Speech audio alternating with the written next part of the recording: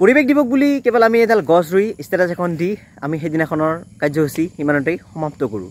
কিন্তু সেই গছডালক যিডাল গছ আমি পৰিৱেশ দিৱসত ৰুইছিলোঁ, ষ্টেটাছ দিছিলোঁ, সেই গছডালক ৰক্ষণাবেক্ষণ দিবলৈ কিন্তু আমি পিছত কোনেও নাহোঁ।